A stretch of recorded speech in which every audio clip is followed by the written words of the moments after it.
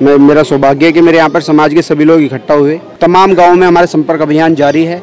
हिंदू रक्षा दल के माध्यम से चूंकि हम चुनाव लड़ेंगे और पूरी टीम और मेरा पूरा परिवार मेरे साथ है, और आज जो समाज ने मुझे आशीर्वाद दिया, एक बहुत बड़ा मुझे एक आशीर्वाद मिला है और बहुत बड़ी ताकत मिली है।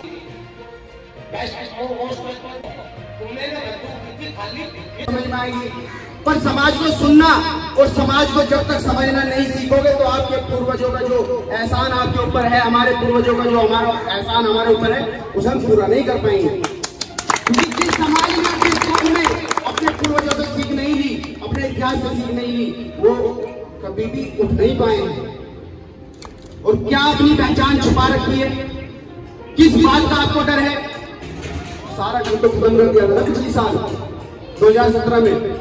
लड़ा की लड़ा चुनाव आप बताओ, कितनी ताकत से चुनाव लड़ा? 4-5 हज़ार वोट आना कोई छोटी बात है क्या? आप लोग मौजूद हो, आप लोग साक्षी हो, आप लोग ये तय करना कि इस बार चुनाव हम किस ताकत से लड़ने वाले हैं।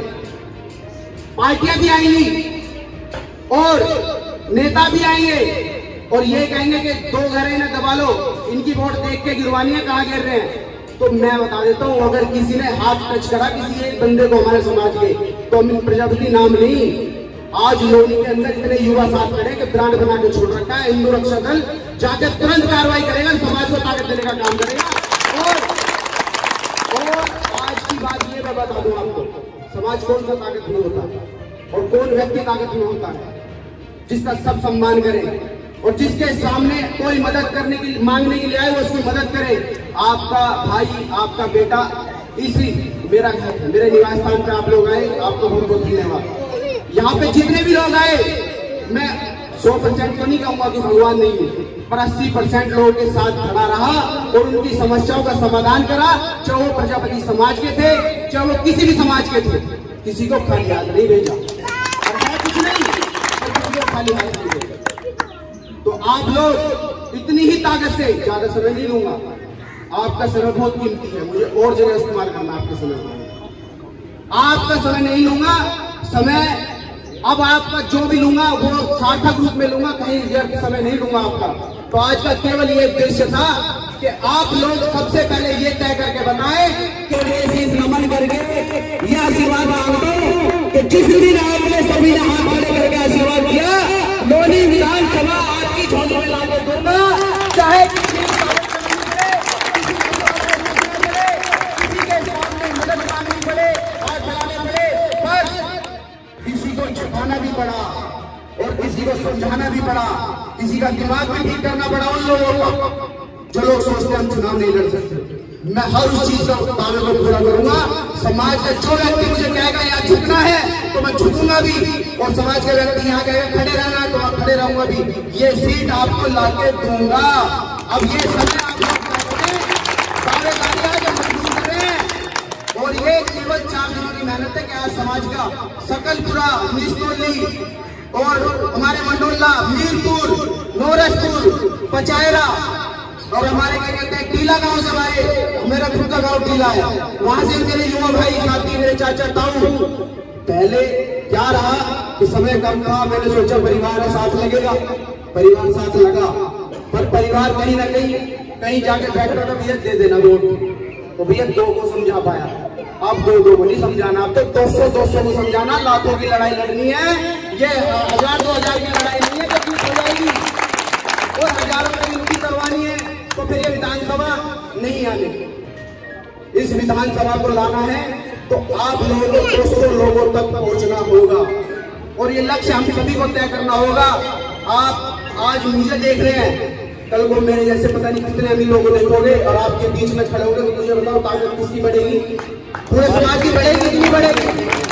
और सबसे बड़ी बात, आज लोनी के अंदर हमारी जो छवि है वो शायद आप लोग कम जानते हैं।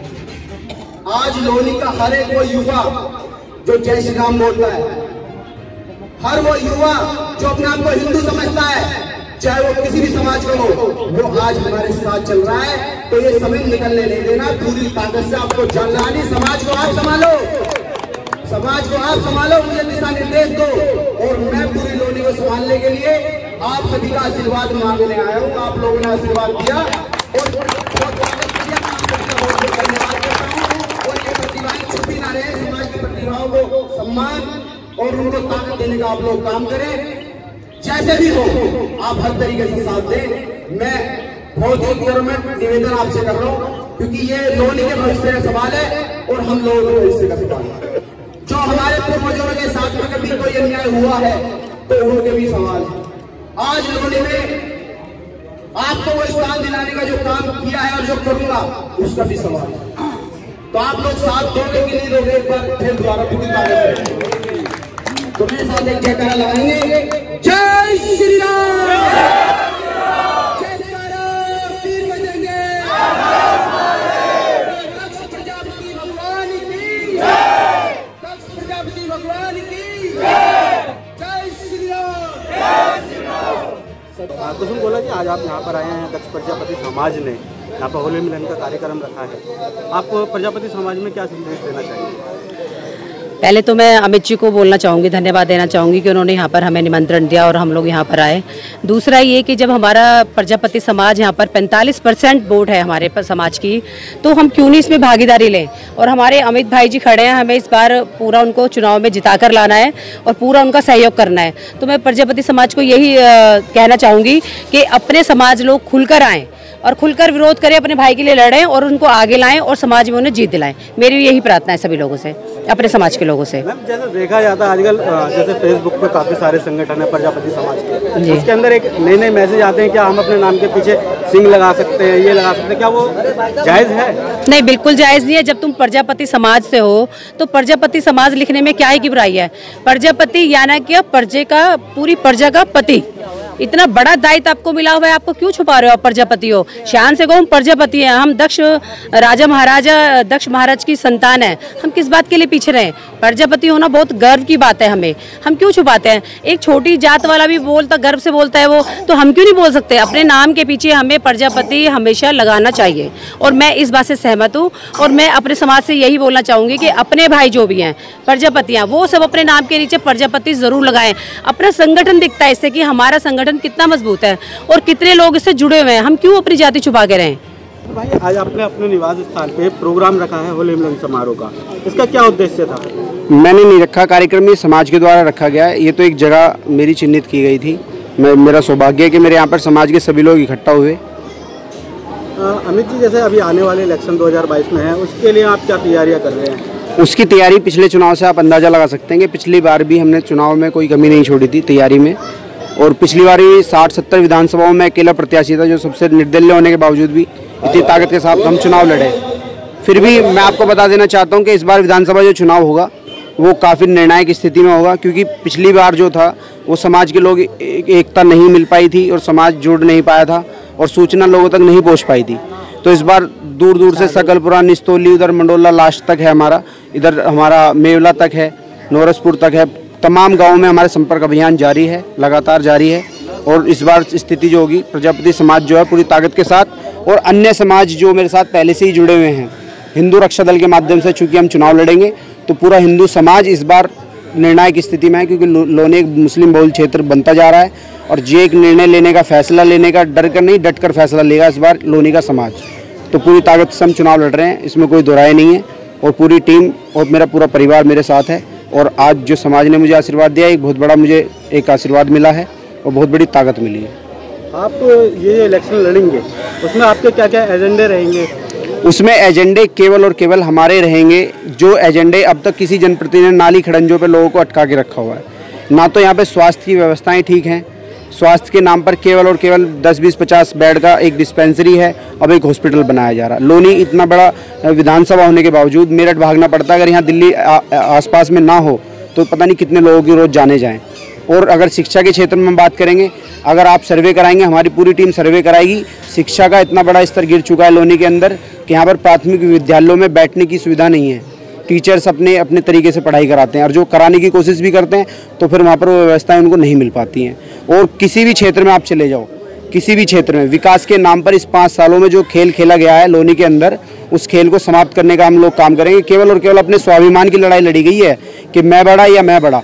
जितने भी लोनी के प्रतिनिधि इस समय हैं और उस सरकार के, प्रेजेंट सरकार के हैं, उसके बावजूद भी लोनी की आप स्थिति देख सकते हैं। और आप हमारे रोड पे आए होंगे, अभी इस रोड पे आपने देखा भी होगा कितना कष्ट आपको आने में हुआ है। तो यहाँ से स्थिति आप लोनी की लगा सकते हैं कि लोनी के नाम से ही लोगों को एक नफरत सी जो होती थी वो आज भी जू की तू है, वो टस से मस नहीं हुई है। कोई रोजगार यहाँ आने को तैयार नहीं है। ऐसे तमाम मुद्दे हैं जो मैनिफेस्टो हम अपना तैयार करेंगे, अपना जारी करेंगे, वो एक काफ़ी समय है उसके लिए। पर मैंने मोटा मोटा आपको बात बता दी है कि अब लोनी के स्वाभिमान की लड़ाई लड़ेंगे हम लोग, और पूरा हिंदू रक्षा दल और पूरा समाज मेरे साथ है। पूरी ताकत से हम ये लड़ाई लड़ेंगे।